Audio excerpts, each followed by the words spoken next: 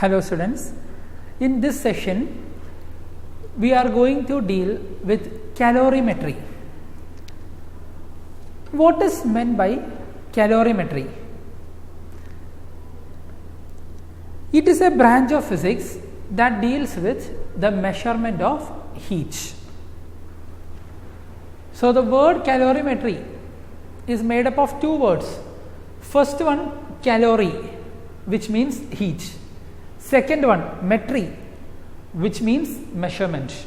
Therefore, calorimetry means measurement of heat. So it is defined as the heat transfers from a body at a higher temperature to a body at a lower temperature, provided there is no loss of heat to the atmosphere. Now, what is the principle of calorimetry?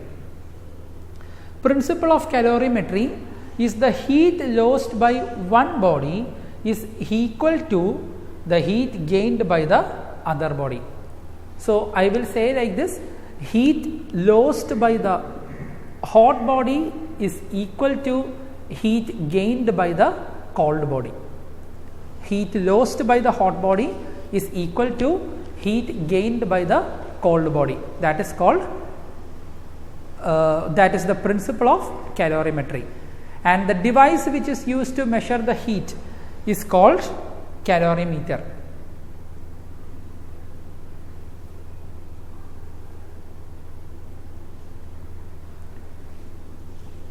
Now, which is the equation we use to measure the heat? Do you remember the specific heat equation I told you? C is equal to delta Q by M into delta T.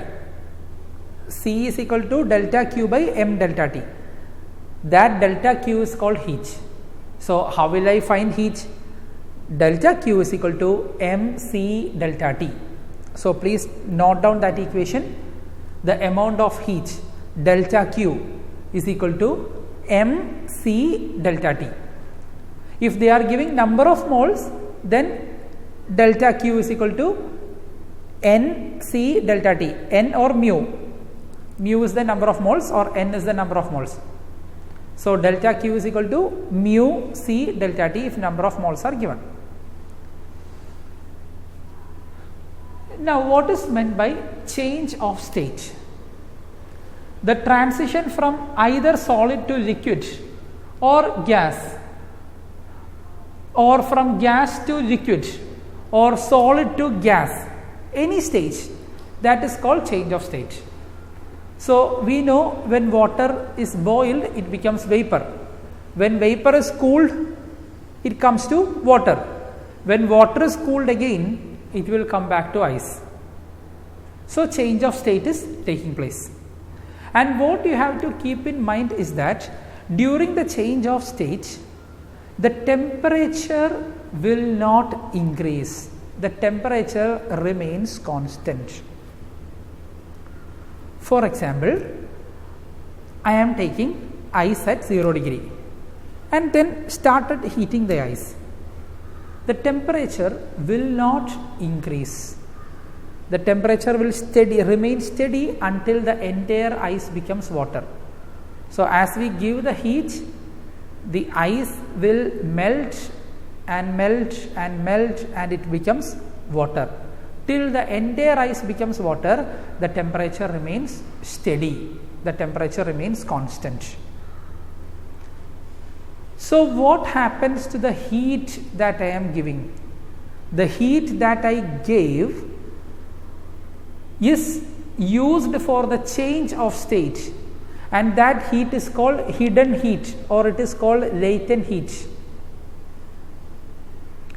So in the case of ice to become water, the heat that I am supplying is used for converting ice to water, and that heat is called latent heat of fusion. Latent heat is denoted by the letter L. L is latent heat. So latent heat of fusion. Now, so the change from solid to liquid is known as melting. the change from liquid to solid is known as fusion. Now, from solid to gas, sublimation, that also you know, when you take camphor and then burn it, it will directly goes from solid state to gaseous state. Naphthalene balls, you just keep naphthalene balls for some time. So, you can see it will not melt, it is a solid, it will just convert into vapor directly. Now, here is the plot that I am just showing the temperature versus time. I am heating ice at 0 degree Celsius to steam. Okay. So, first I take ice and I start heating the ice. So, till the entire ice becomes water, the temperature will remain same. That is why this bar is like that, the graph is like this. The temperature remains same. Now, at this point, the entire ice has become the water, so the temperature will increase. This temperature will increase till 100 degrees Celsius. And after that, the water will start boiling and the water will start becoming vapor. And when the water becomes vapor, the temperature will not increase. Temperature will remain steady until the entire water becomes steam. And when all water becomes steam, then the temperature of the steam will increase. So, this heat is called latent heat of vaporization, and this heat is called latent heat of fusion.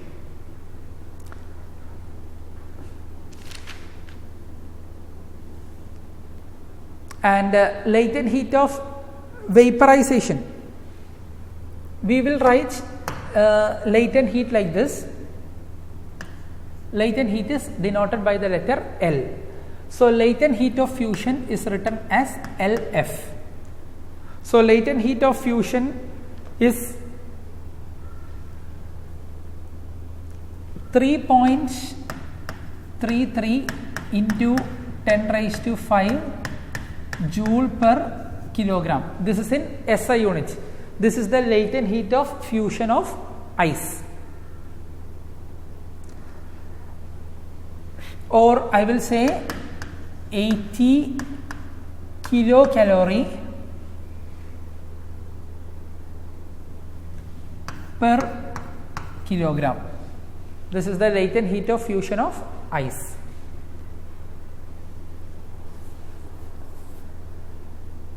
Now, latent heat of vaporization of water, I will write it as LV. LV is the latent heat of vaporization of water. It is 22.6 into 10 raised to 5 joule per kilogram.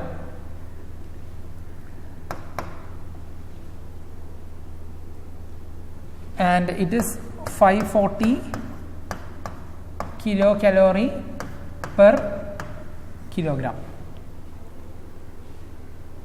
So, from these two values, you have to study this by heart. From these two values, you know that latent heat of vaporization is more than latent heat of fusion. That is what you have seen in the graph also. That stable line is more for vaporization and less for latent heat of fusion. Now, burn caused by 100 degree steam and 100 degree water, which is more painful? More painful will be the burn caused by 100 degree steam, because when water becomes steam, it has 22.6 into 10 raised to 5 joule per kilogram. That much heat is more for steam than for water. Therefore, due to the presence of this much heat in the steam, the burn caused by steam is more painful than that of water. So, for the latent heat, we can say like this: Q is equal to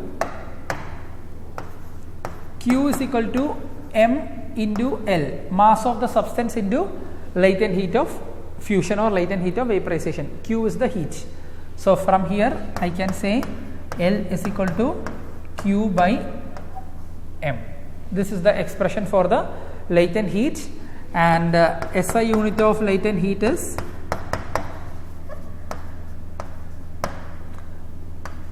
joule per kilogram, because Q is heat, joules, mass, kilogram. So joule per kilogram, that is a SI unit.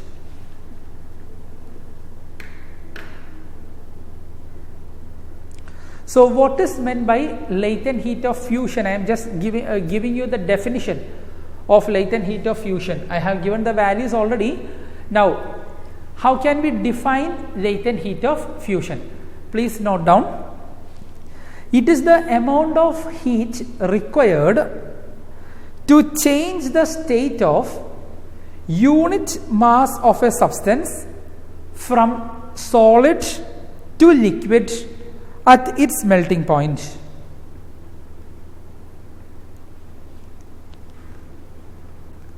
Now you write the definition of latent heat of vaporization. It is the amount of heat required to change the state of unit mass of a substance from liquid to vapor at its boiling point.